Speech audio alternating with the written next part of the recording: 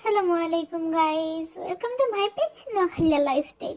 আজ গায়ে নগলাবে টাইগার মুরগির রেসিপি শেয়ার করব। তো ফার্স্টে তরকারির মধ্যে তেল, পেঁয়াজ কুচি, গরম মশলা দিই এটারে কিছুক্ষণ লাড়ি সাড়ি লইয়ার এর মধ্যে দিয়ে দিছি আদা বাটা দিয়ে এটারে আর কিছুক্ষণ কষাইলাম। হরে দিয়ে এর মধ্যে দিয়ে দিছি লবণ দেন হরে দিয়ে এর মধ্যে দিয়ে দিলাম রসুন বাটা দিয়ে দেন হরে দিয়ে এটা আরও কিছুক্ষণ কষে লইছি।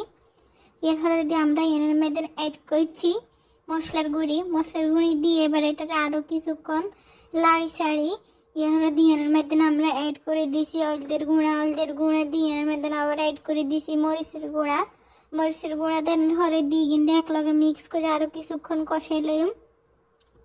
তো কষানোর হরে দিই এর মধ্যে দিয়ে দিই পানি দিয়ে এটা আরও কিছুক্ষণ কষাই লইম ভালো করি। যখন পানি শুকাই তেল উপরে উড়িয়ে এরকম তখন আমরা এর মধ্যে দিয়ে দিই মুরগি গিন দিয়ে দেন হরে দিয়ে মুরগি গিনের লগে এটারে ভালো করে মিক্স করার হরে দিয়ে এটারে আরও কিছুক্ষণ কষাই লইম ভালো করি। যত কষাইব তত মজা।